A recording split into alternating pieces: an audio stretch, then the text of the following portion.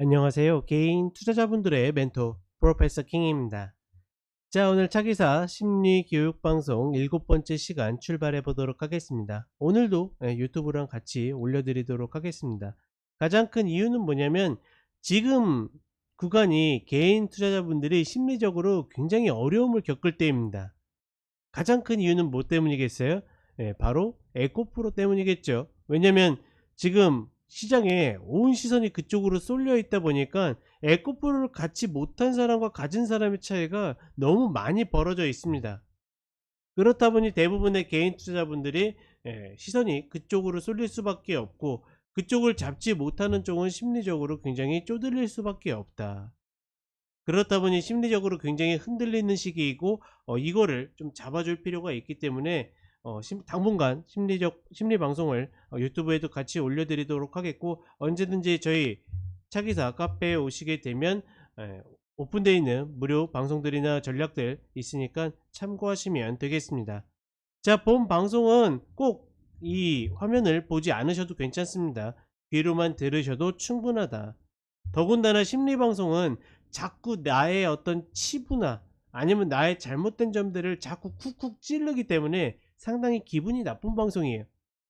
그러니 그냥 가벼운 마음으로 운동하면서 듣거나 아니면 출퇴근하시면서 그냥 화면 보지 마시고 차분히 귀로 들어주시면 그 마음이 조금 덜하지 않을까 생각을 합니다.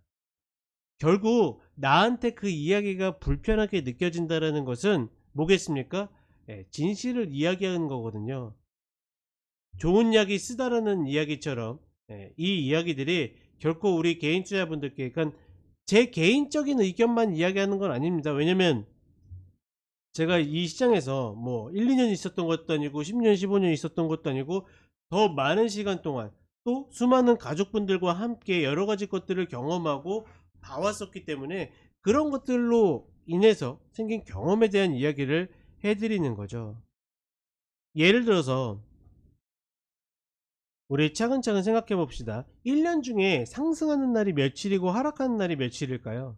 혹시 그런 거 생각해 보셨어요? 대체적으로 긴 10년간의 통계 정도를 보게 되면 비슷비슷합니다. 비슷비슷한 가운데 상승이 조금 더 많아요. 왜냐면 이제 우리 실제로도 하락할 때의 체감이 훨씬 더 크죠. 그러다 보니까 상승할 때의 폭보다 하락할 때의 폭이 더 크다 보니까 하락하는 기간 자체는 상승하는 기간에 비해 조금은 짧습니다. 다만 이제 우리가 막 크게 차이를 느낄 정도로 막 7대 3 뭐 이렇진 않고 대략적으로 뭐 5.5 대 4.5 뭐 이 정도의 비율로 움직이게 되는데, 그렇다라고 하면 개인 투자자 입장에서는 1년 중에 며칠 정도를 그럼 매수로 들고 있어야지 정상일까요?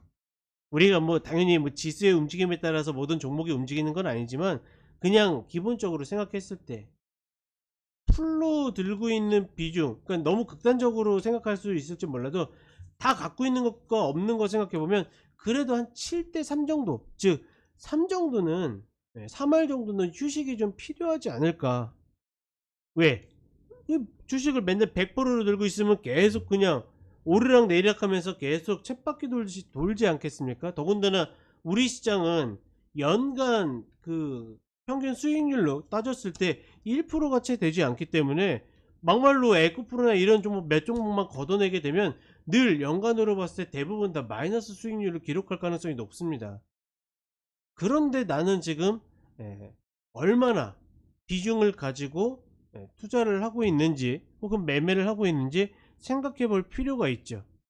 대부분의 개인 투자자분들은 365일 평균으로 따지면 보통 80에서 90% 이상 갖고 있습니다.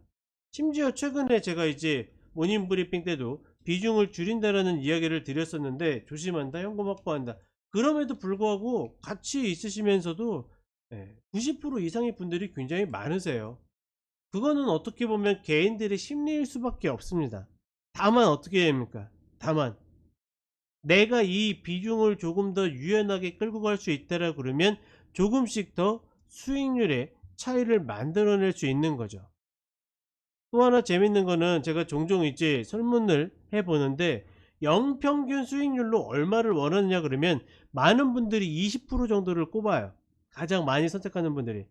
물론 이제 욕심에 따라서 막 더블도 하고 싶고 계좌 더블도 하고 싶고 그렇지만 이제 냉정하게 물어보는 거죠. 그렇게 내가 막 원하는 수익률, 그러니까 꿈꾸는 수익률 말고 실질적으로 연으로 내가 실질적으로 목표할 수 있는 수익률, 그러면 대부분이 20% 정도를 선택합니다. 근데 문제는 뭐냐면 실제로 매매할 때는 연평균 20%의 수익률을 원하느냐? 아니, 그렇지 않아요. 월에 계좌 20%씩은 올라가야지 직성이 풀립니다. 굉장히 큰 괴리감을 갖고 있는 거죠. 즉 뭐냐면 내가 냉정하게 생각해보면 1년 중에 꾸준히 20% 정도 수익률을 올려도 괜찮다고 생각하는데 실제 매매에 들어가게 되면 그런 생각 다 없이 무조건 내가 잡으면 올라가야 된다는 생각이 굉장히 사로잡히는 겁니다. 그렇다 보니 저는 늘 이야기 드리죠. 제가 보통 평균적으로 공식 포트를 운영하면서 목표라는 게 지수가 오르든 내리든 플러스 10% 정도입니다. 그러면 절대값으로 따지면 연에 플러스 40%죠. 냉정하게는 그 정도만 돼도 많은 분들이 엄청난 만족감을 보일 겁니다. 더군다나 저희가 그렇게 뭐 많은 비용을 받으려고 계획하거나 이런 것도 아니기 때문에 말 그대로 단돈 1000만원만 갖고 있어도 회비를 뽑고도 몇 배가 남는 거죠. 근데 대부분 그렇게 합니까? 아니죠.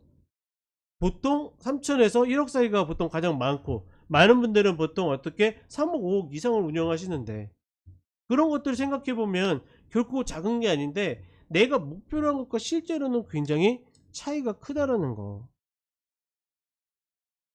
그리고 또 하나 생각해 봅시다. 우리 이제 아마 제 방송을 들으시는 분들 중에 기혼자가 더 많을 것 같긴 한데, 쉬지 않고 막 연애하시는 분들이 있죠. 그게 좋다 나쁘다 하기보다는 뭘 못 참는 겁니까? 혼자 있는 시간을 참지 못하는 거예요.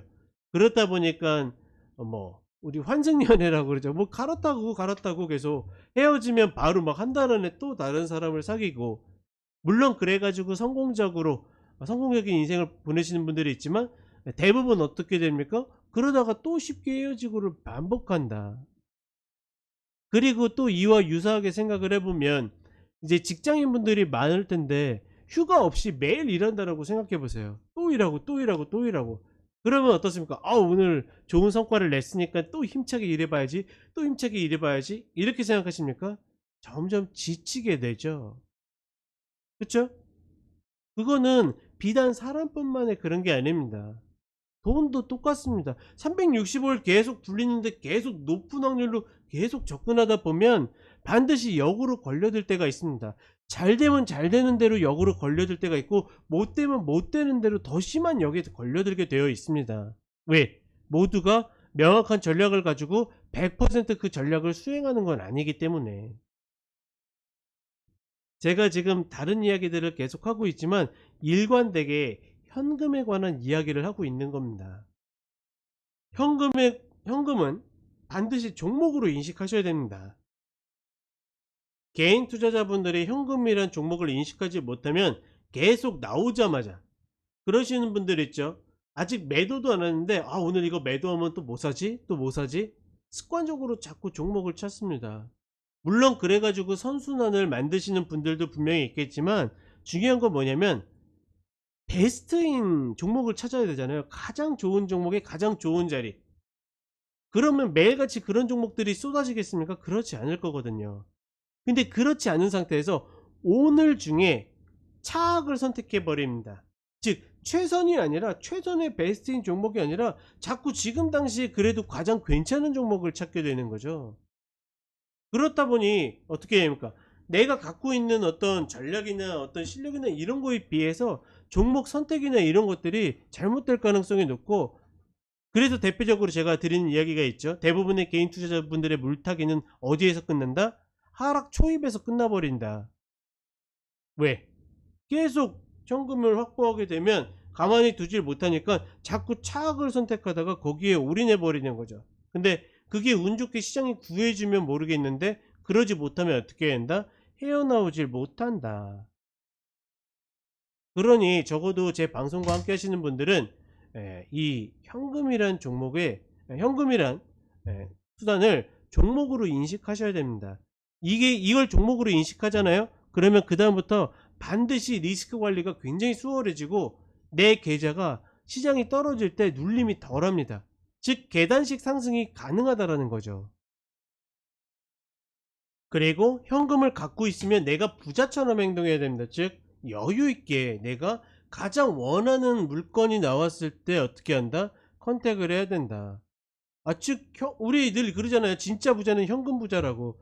드디어 내가 현금을 많이 확보하게 됐는데 이걸 쓰려고 굳이 애쓸 필요가 없는 거죠. 분명히 시장에는 사이클이라는 게 있는 건데, 파동이라는 게 있는 거고, 그럼 하락 추세에서 내가 왜 최선이 아닌 차악을 선택하겠습니까? 그쵸? 그런 식으로 어떻게 돈에게도 휴식을 부여하고, 말 그대로 자본주의가 망하기 전까지 이 주식시장이 없어지겠습니까? 아니에요. 내일도 열릴 거고 5년 후에도 열릴 거고 10년 후에도 열릴 거고, 뭐 지구가 멸망해 가지고 다 없어지지 않는 이상은 계속 열릴 겁니다. 그쵸? 그러면 오늘도 기회가 있고 내일도 기회가 있고 다음 주에도 기회가 있는 거거든요. 그러면 그 기회 가운데서 어떻게 한다? 가장 베스트를 선택해야 된다. 오늘 제가 10분 정도 이야기를 드렸는데, 어떤 이야기든지 이 목표하는 그 귀결된 방향은 똑같습니다. 뭐다? 현금도 종목이다. 이 종목에 대한 여유를 갖게 되는 순간부터 어떻게 한다? 반드시 계좌의 흐름이 바뀔 것이다. 꼭 약속을 드리도록 하겠습니다. 아무쪼록 최근장 이제 여러모로 에코프로한테 혹은 그에 준하는 종목들에게 굉장히 많이 시달릴 텐데, 얘네들도 반드시 내려오는 구간이 있습니다. 너무 걱정하지 마시고 고민하지 마시고 내가 최선의 자리다라고 인지를 했을 때만 접근을 한다라는 거, 등 떠밀리듯이 현금을 쓰지 않는다. 그러면 반드시 계좌가 개선이 되지 않을 것이다. 이야기를 해드리겠습니다. 자, 그럼 저는 다음 방송 때 다시 찾아뵙도록 하겠습니다. 감사합니다.